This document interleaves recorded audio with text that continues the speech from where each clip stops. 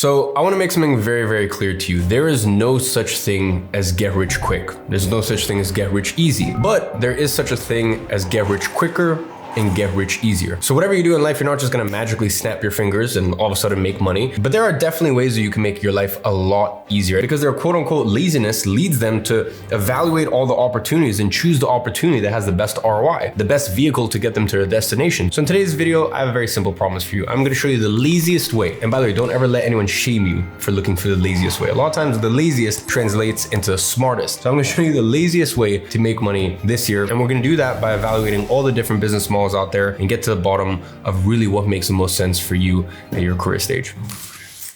All right, so listen, as a 9-figure entrepreneur, I've been asked this question over and over. And a lot of people, I come from a very unique perspective because I own multiple software companies. I own multiple physical product brands, for example, like my eyewear business. I got my start doing service businesses. I've been one of the most successful people in digital products probably ever. And at least at this current time, I'm the #1 digital product expert in the world. And as I said, going back to my software companies, one of the companies that I own is a company that helps people with digital products. And at the time of recording this, at least people make about $100 million a month on my platform. So I'm in this very interesting position where, I've had service businesses, I have some bootstrap software companies, I have some VC funded software companies, I have physical product brands, I have consumable brands. Like my investment in my empire is so far reaching. So I'm not really married or obsessed over any one model. They can all work. I'm just trying to be honest with you guys and show you which one is really the laziest one, aka the smartest path. So that way you're not working 60, 70 hours a week on this thing that may or may not work. So that's why in today's video, we're gonna answer a very simple question. How can you make the most amount of money with the least amount of effort? You see, in 2025, there's this whole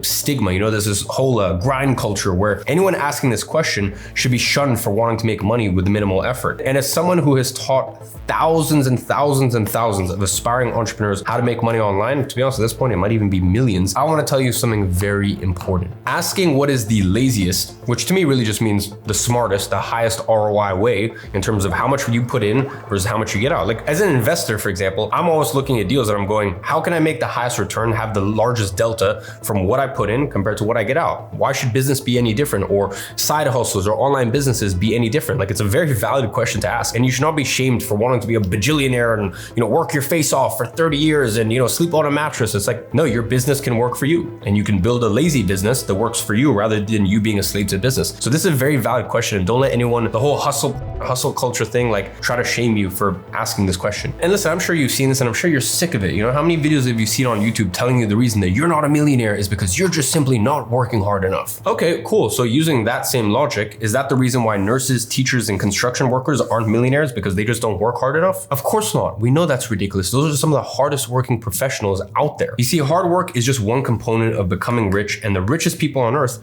they know this, they understand this. As Warren Buffett once famously said, it's not about how hard you row, it's about what boat that you're in. So in very simple terms, the business model you choose is more important than the hours you dedicate to it. Some business models require more work than others to achieve the same result. That is quite frankly a fact. So today, I'm gonna help you find the laziest business model. I'm gonna compare 5 different business models. And by the way, this is speaking from experience, not a, hey, well, I think this one's harder, or I think this, like, by the way, coming from someone who's made $1 million in profit with every single one of these models, literally every single one of them. And some of these models I've made up to $100 million from. So like, trust me, I know what I'm talking about when I speak about this. And we're gonna compare them to find the one that allows you to make the most money with the least effort. So to compare these business models, let's use 5 categories to accurately assess which business model is truly the laziest. The first one is upfront capital. Now, the capital category measures the minimum dollar amount you need to spend to start the business and get it off the ground. Next is scalability. Now, scalability measures your ability to make more money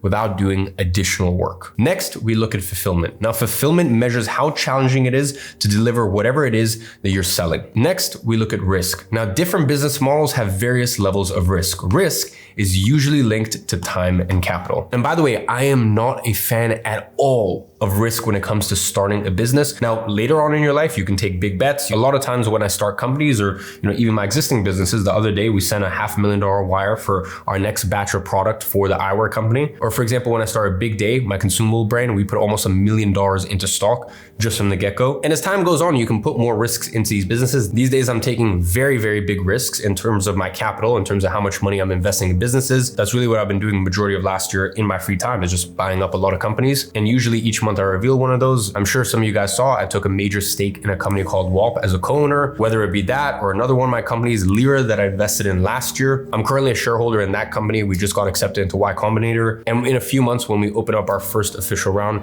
I would have made about a 15x in that company. So all of these are great, but they're risks. They're big money risks. A lot of times these risks cannot work out. So me in my career stage, if I write the checks that I do and things don't work out, if I invest money into this company or that company, it's okay because I have the risk tolerance and I'm farther into my career. Whereas when I first started, I'm really not a big fan of risk until you've had many, many years under your belt as an entrepreneur. Next is difficulty. Now, difficulty measures how hard it is to understand the business model and how much trial and error is involved in building a successful business. So, to truly find the laziest business model, we really need to start by finding the business model that meets these following criteria. Upfront capital is low, scalability is high, fulfillment is easy, risk is low, and difficulty is easy. If we can get one that has all of these, well then, amazing, we are in business. Now listen, I know there are thousands of entrepreneurs out there telling you how easy it is to make money with the model that they use. As I mentioned to you before, there's one very key difference between them and me. The reason that these people tell you that their business model is the easiest is because that is the model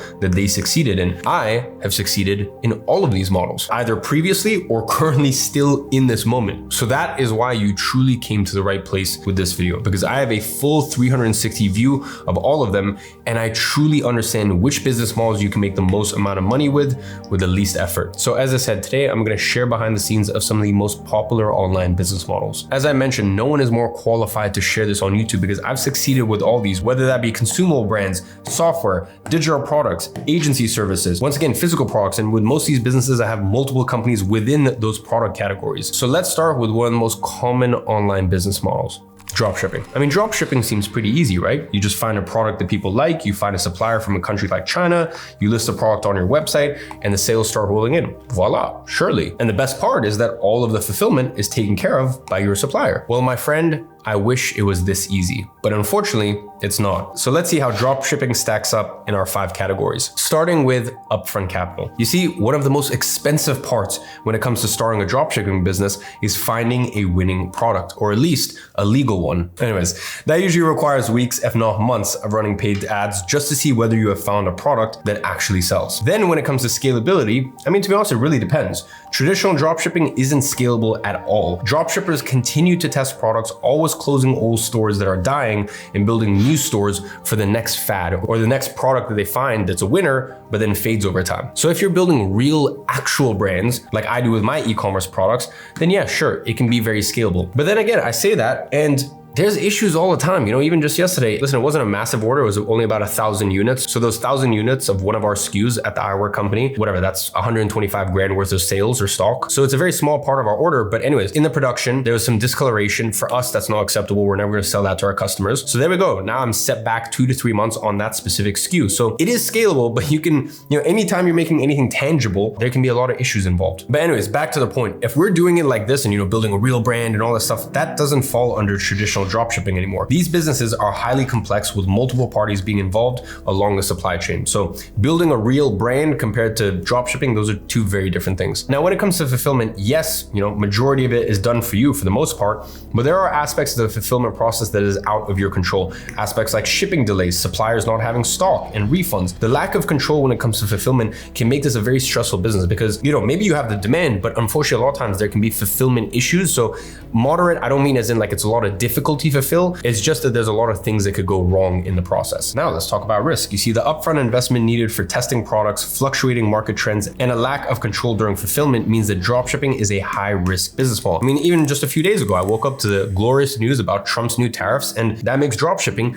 that much more tricky. And listen, for me as an e-commerce brand owner, that affects me personally as well. Now I'm gonna be fine, I'm gonna be good. As I said, I have an actual brand, so there's a lot more control we have, and there's a lot more options and ways to take things. But with dropshipping, unfortunately things have gotten that much harder. Now going back to risk, I have seen so many beginners burn through money when they don't have the right training, and I've seen established stores die out due to market trends. Now when it comes to difficulty, I would say this model is incredibly difficult, okay? Being truly successful with dropshipping in 2025 is very difficult. And by the way, it just seems to be getting harder and harder and harder. The amount of trial and error when testing products coupled with the levels of competition in the market means the learning curve is steep. It can take months, half a year to even become profitable. So let's summarize dropshipping. Upfront capital, 2,000 to 5,000. Scalability is moderate. Fulfillment is moderate. Risk is high and difficulty is hard. So listen, despite popular belief and all the stuff that you've been sold, dropshipping takes a lot of effort and high risk tolerance to be successful. So let's talk about the first model that I used to make money online. Social media marketing agency. A social media marketing agency is a service-based business where you offer specific marketing services to businesses in exchange for a fee. Now, these services include services like paid traffic, SEO, web development, social media management, as well as lead generation. I have openly said many times that SMMA is one of the best business models for beginners,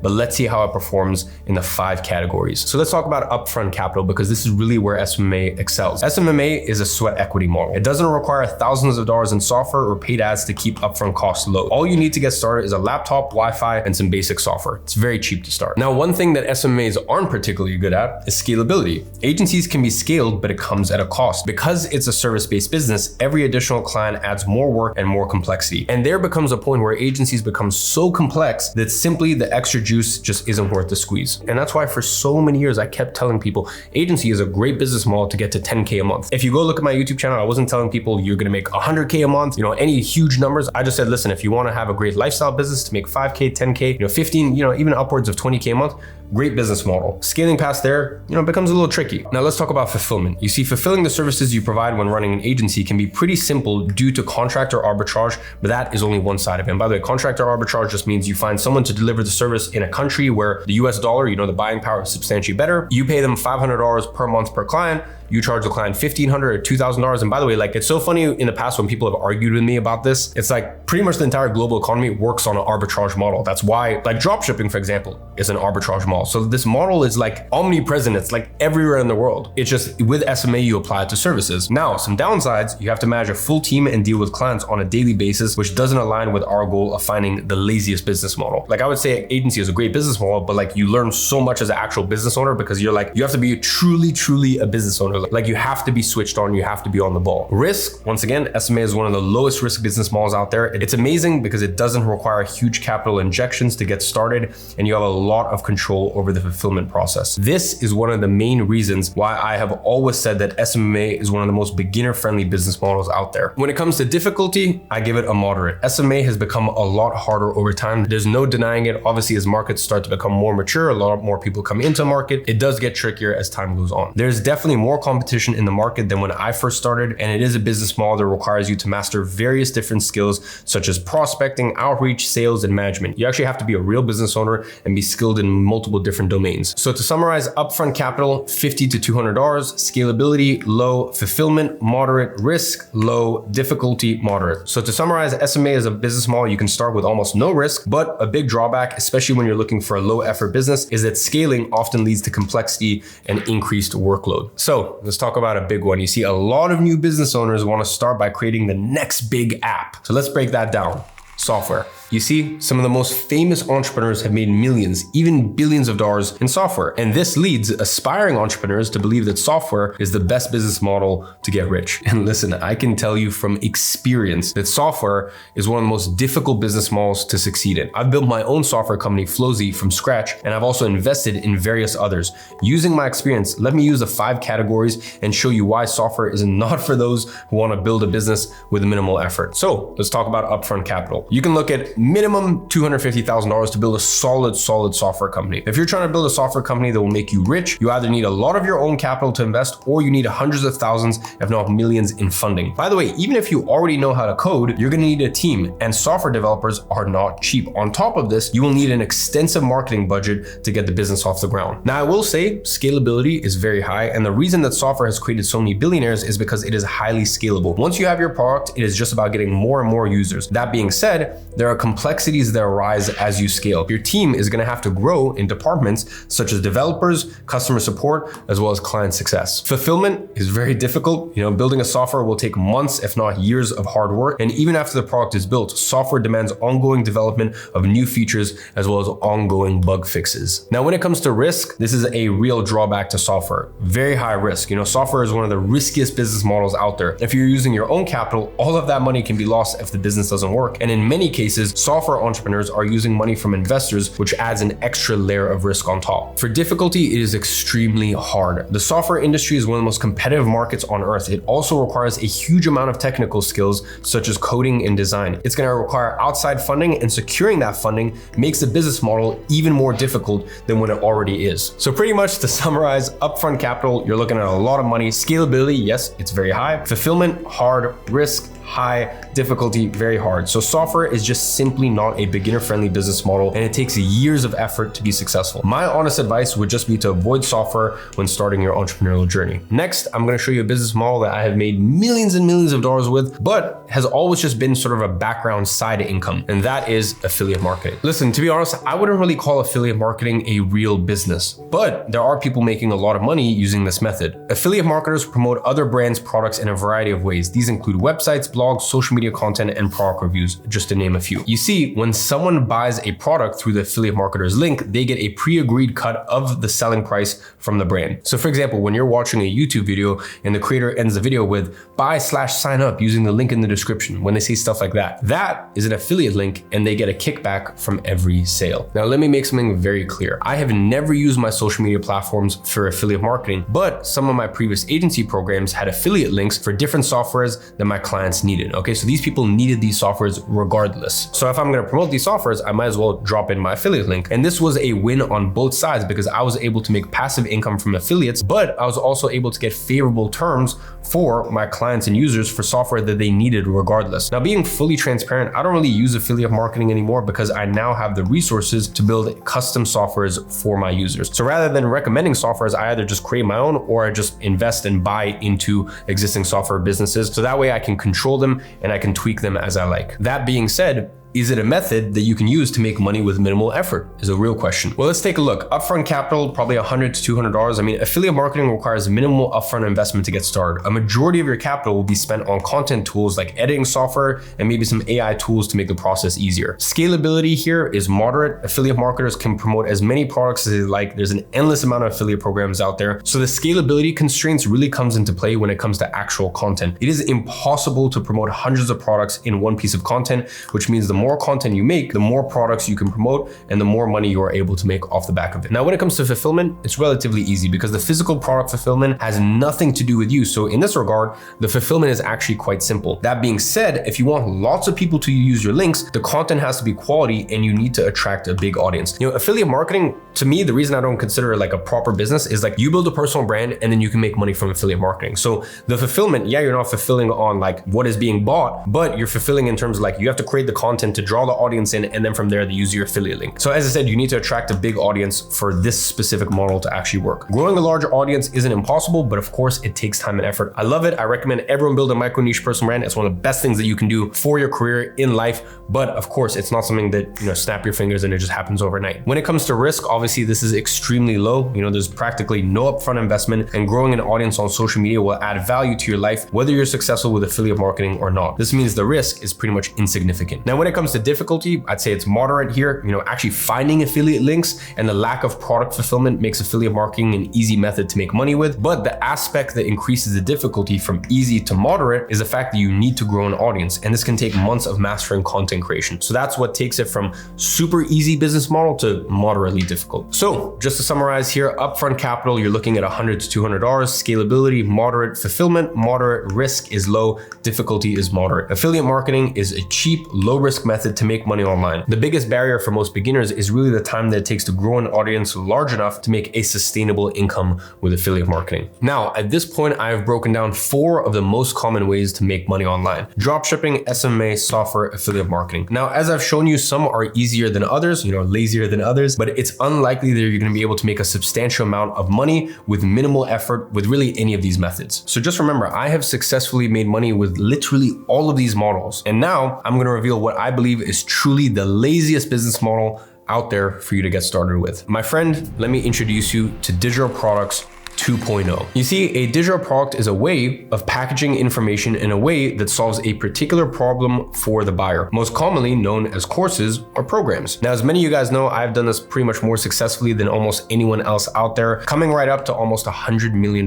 in earnings in the last 5 years with this model. Now, I created my first official digital product in 2018, and since then, I've made millions from selling digital products. But I wanna be very honest with you. You see, when I first started with digital products, it wasn't easy to just create the most basic of digital products. It took me months, and as the quality went up, so did the cost. By the way, I'm not talking about just a few $1,000s. Products like Agency Navigator and Agency Accelerator had external coaches and completely custom platforms, not to mention the size of the team I hired to help me build out the programs as well as do the service delivery. These products, I'm not joking, cost me millions of dollars to produce. Now, you very fairly might be thinking, well, if digital products are so complex and expensive to create, why am I even mentioning digital products in a video that's all about making money with minimal effort? Well, I will tell you why.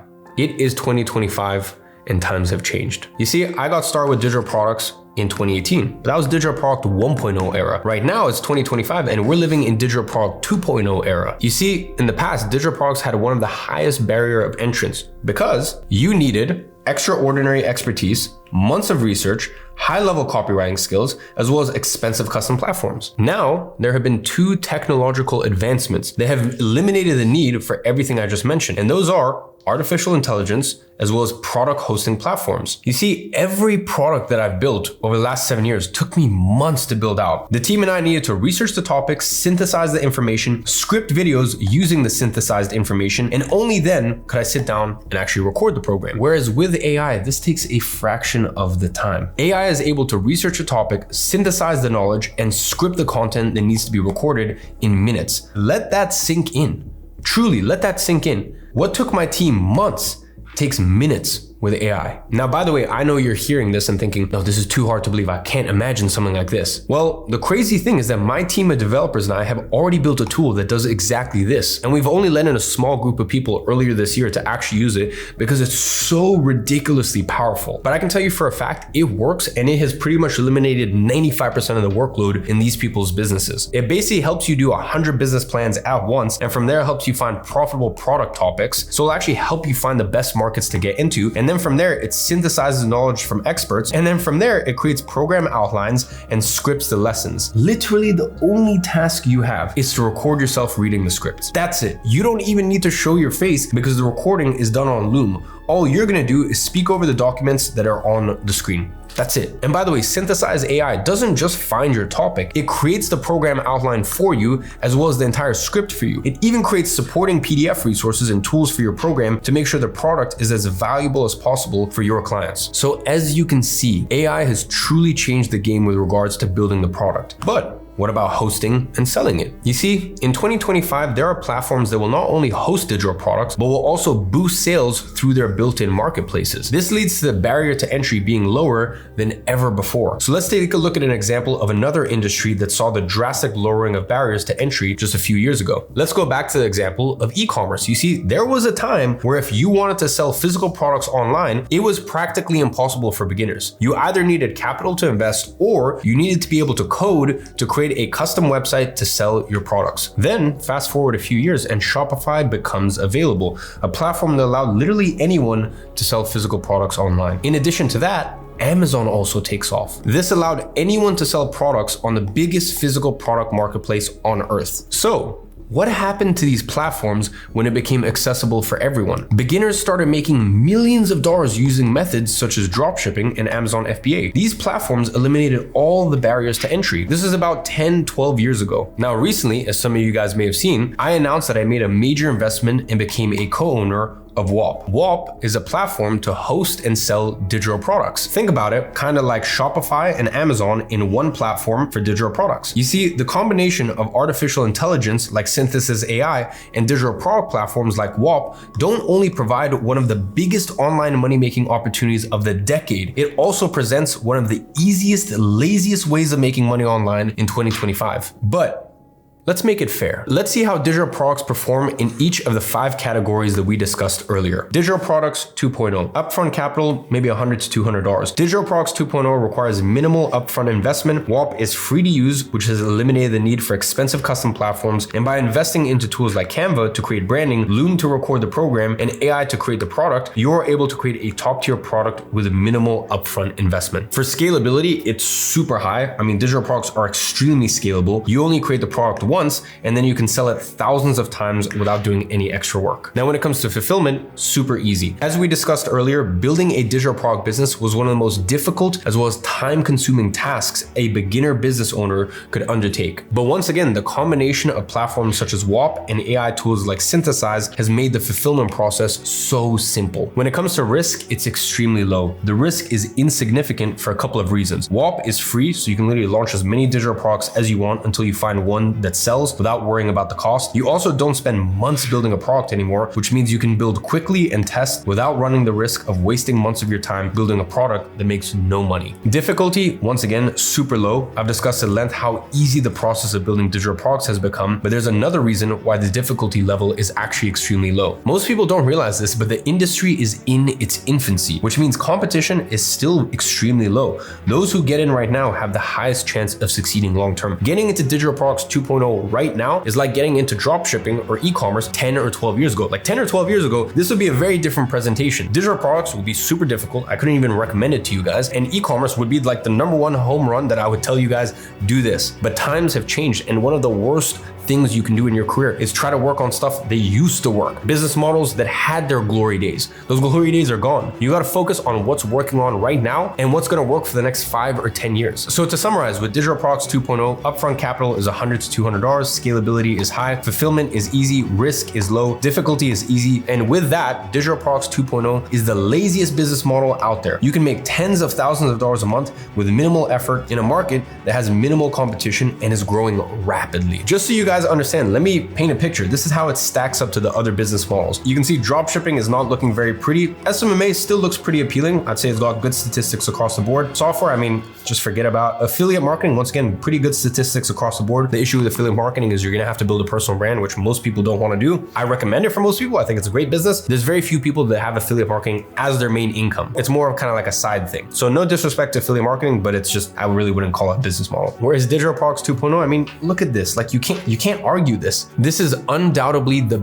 biggest opportunity in the online space right now. I mean, do you think I would have invested in a platform like WAP if I didn't believe in the future of this industry? Listen, I'm extremely logical. I spent 2 years evaluating every single company in the space, looking at the intimate financials of every single company in the space, looking at the trajectory of the space, because when I'm gonna make such a massive investment and take a huge stake as a co-owner in such a big company, which quite frankly is a huge financial risk, but I sleep easy at night knowing it's not a risk because I see the trajectory of where digital products are going, and truly it's like getting involved in e-commerce, in Shopify, in dropshipping 10, 12 years ago. You're coming at just the right time before things explode. And if you get in right now, you're going to be compensated very generously for it. The digital product market is projected to more than double in size over the next 5 years. By 2030, we're looking at almost $1 trillion a year industry. It's insane. So quite simply, you have a decision to make. Are you gonna get in early and get your slice of the cake, or are you gonna wait and fight for the crumbs once the market is ultra competitive? That, my friend,